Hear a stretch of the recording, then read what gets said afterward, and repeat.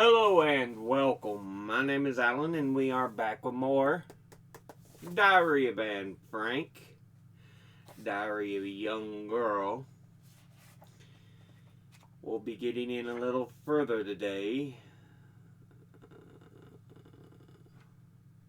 I think it's just the pages, the paper themselves. It looked like more pictures, but it wasn't. Anyway, let's go ahead and jump into this. Saturday, February the 19th, 1944. Dearest Kitty, it's Saturday again, and I should tell you enough. This morning all was quiet. I spent nearly an hour upstairs making meatballs, but I only spoke to him in passing. When everyone went upstairs at 2:30 to either read or take a nap, I went downstairs with blanket and all to sit on the desk and read or write. Before long, I couldn't take it anymore. I put my head in my arms and sobbed my heart out. The tears streamed down my cheeks, and I felt desperately unhappy. Oh, if only he had come to comfort me. It was past 4 by the time I went upstairs again. At 5 o'clock, I set off to get some potatoes, hoping once again that we'd meet. But while I was in the bathroom fixing my chair, he went to see Bocci. I wanted to help Mrs. Van Daan and went upstairs with my book and everything, but suddenly I felt the tears coming again. I raced downstairs to the bathroom, grabbing the hand mirror on the way. I sat there on the toilet, fully dressed. Long after I was through, my tears leaving dark spots on the red of my apron, and I felt utterly dejected. That's what was going through my mind. Oh, I'll never reach Peter this way. Who knows, maybe he doesn't even like me and he doesn't need anyone to confide in. Maybe he only thinks of me in a casual sort of way. I'll have to go back to being alone, without anyone to confide in, and without Peter, without hope to comfort or anything to look forward to. Oh, if only I could rest my head on his shoulder and not feel so hopelessly alone and deserted. Who knows, maybe he doesn't care for me at all and looks at the others in the same tender way. Maybe I only imagined it was especially for me. Oh, Peter, if only you could hear me or see me. If the truth is disappointing, I won't be able to hear it.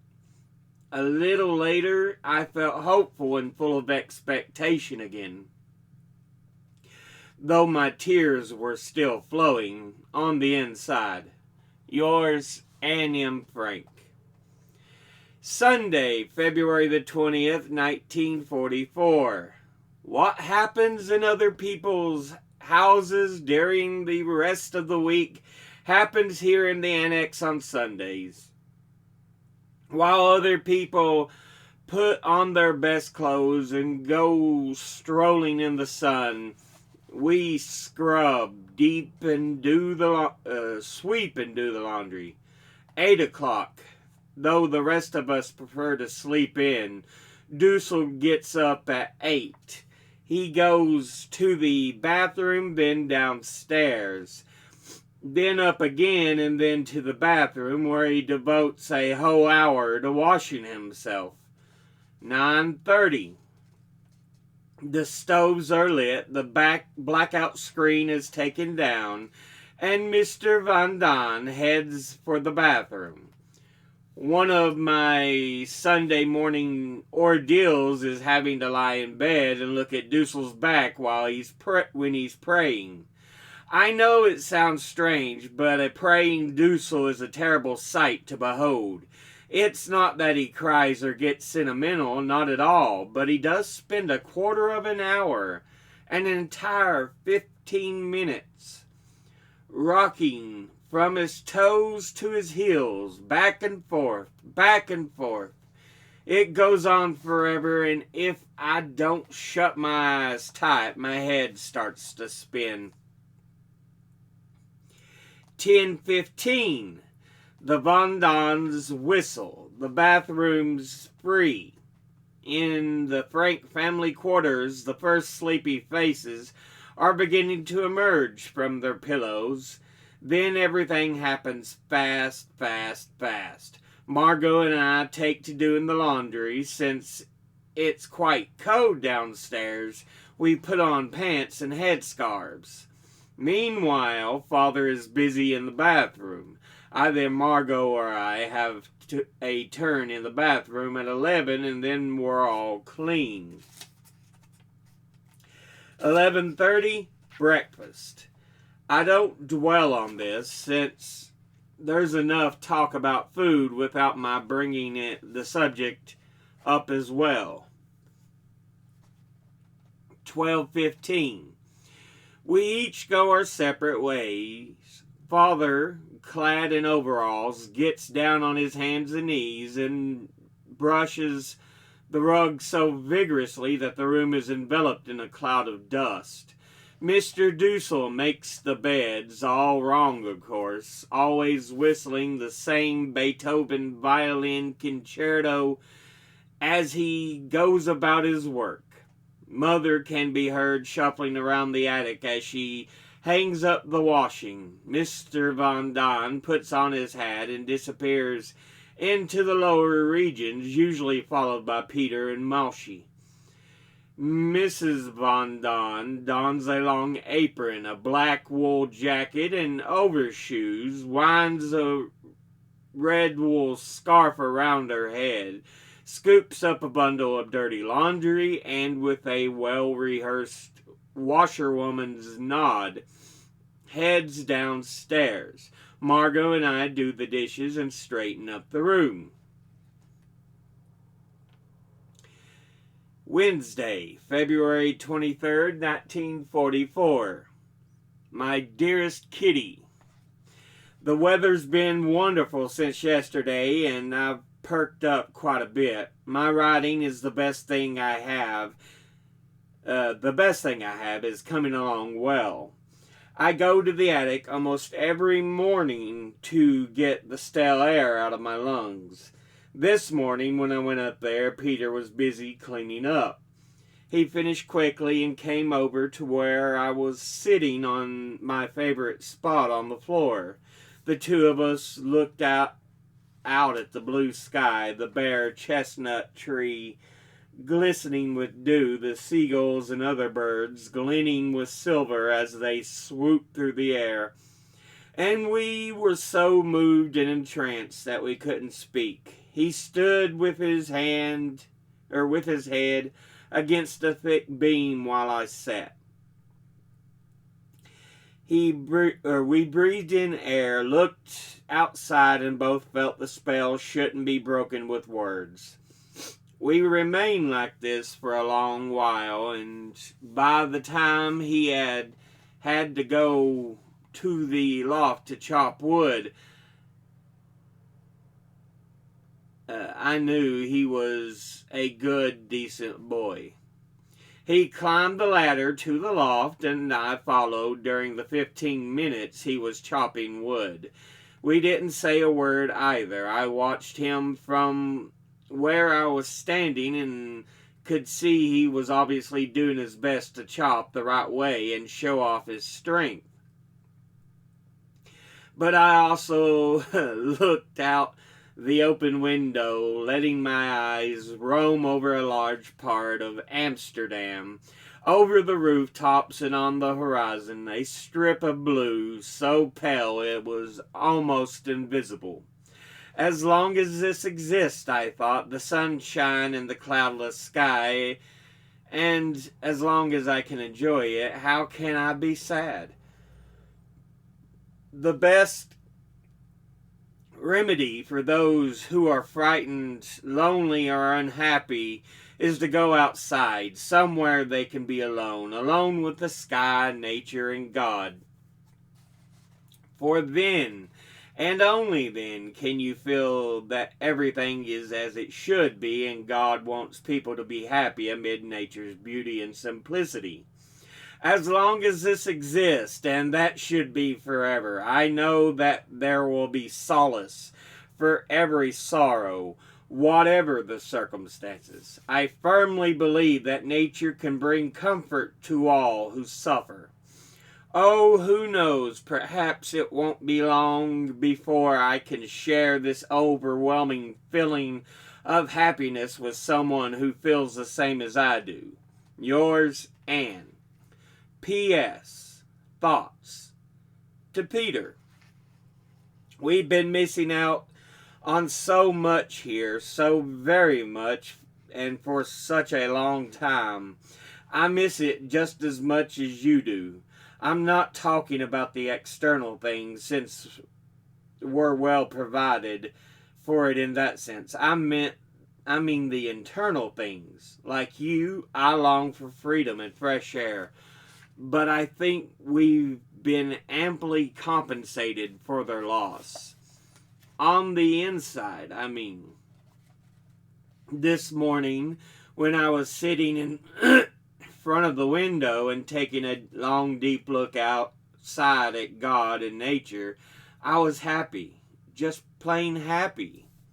Peter, as long as people feel that kind of happiness within themselves, the joy of nature, health, and much more besides, will always be able to recapture that happiness. Riches, prestige, everything can be lost, but the happiness in your own heart can only be dimmed. It will always be there as long as you live to make you happy again. Whenever you're feeling lonely or sad, try going to the loft on a beautiful day and looking outside. Not at the houses or the rooftops, but at the sky. As long as you can look fearlessly at the sky, you'll know that you're pure within and you'll find happiness once more. Sunday, February 27th, 1944. My dearest Kitty, from early in the morning to late at night, all I do is think about Peter. I fall asleep with his image before my eyes, dream about him, and wake up with him still looking at me. I have the strong feeling that Peter and I aren't really as different as we may seem on the surface, and I'll explain why. Neither Peter nor I have a mother. His is too superficial, likes to flirt, and doesn't concern herself much with what goes on in his head. Mine takes an active interest in my life, but has no tact, sensitivity, or motherly understanding. Both Peter and I are struggling with our innermost feelings, and we're still unsure of ourselves and too vulnerable emotionally to be dealt with so roughly. Whenever that happens, I want to run outside and hide my feelings. Instead, I bang the pots and pans, splash the water, and am generally noisy so that everyone wishes I were miles away. Peter's reaction is to shut himself up, say little, sit quietly and daydream, all the while carefully hiding his true self. But how and when will we finally reach each other? I don't know how much longer I can continue to keep this yearning under control. Yours, Anne M. Frank. Monday, February the 28th, 1944. My dearest Kitty, it's like a nightmare, one that goes on so long after I'm awake. I see him nearly every hour in the day, and yet I can't be with him. I can't let the others notice, and I have to pretend to be cheerful, though my heart is aching. Peter Schiff and Peter Van Daan have melted into one Peter, who's good and kind and whom I long for desperately. Mother's horrible, father's nice, which makes him even more exasperating, and Margot's the worst, since she takes advantage of my smiling face to claim me for herself when all I want is to be left alone. Peter didn't join me in the attic, but went up to the loft to do some carpentry work. At every rasp and bang, another chunk of my courage broke off, and I was even more unhappy. In the distance, a clock was tolling. Be pure of heart, be pure in mind. I'm sentimental, I know. I'm despondent and foolish, I know that too. Oh, help me. Yours, Anne M. Frank. We'll go ahead and end this episode there. Yeah. So, how much further have we got? That gives us page 200. We have what, a total of...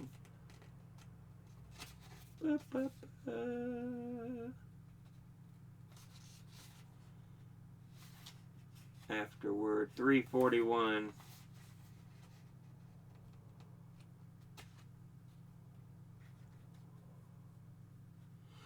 So 141 pages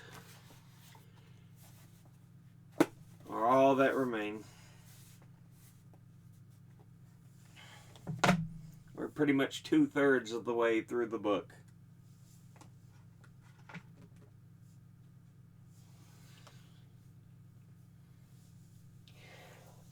Oh, yeah.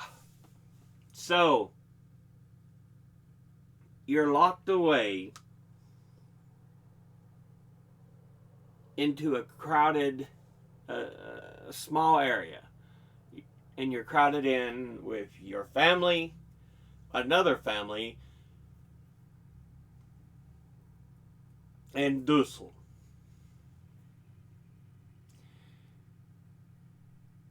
And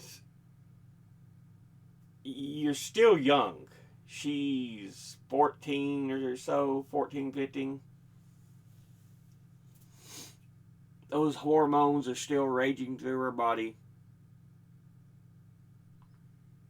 Because she's still growing up. And the lack of any real friendship, I think, has gotten to her a bit. So she's seeing Peter as more than just a friend. She wants more, but she don't want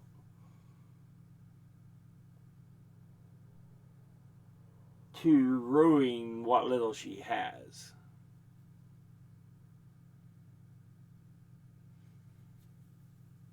But yeah.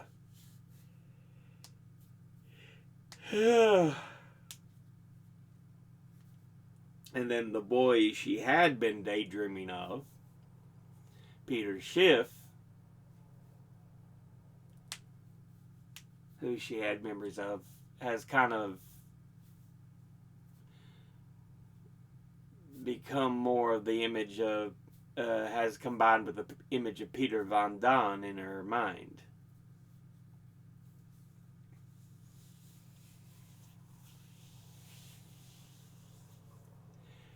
And so she struggled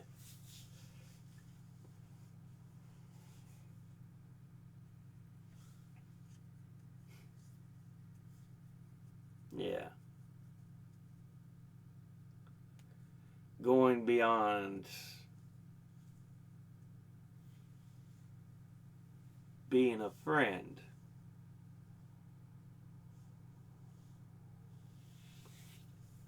to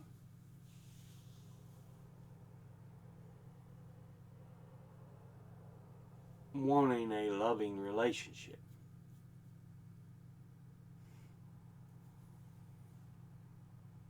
Yeah. But we'll go ahead and end this episode here. Uh, as always, whoop, educate thyself. Think, read, study, learn. Someone tells you something you have trouble believing, ask them to cite their sources.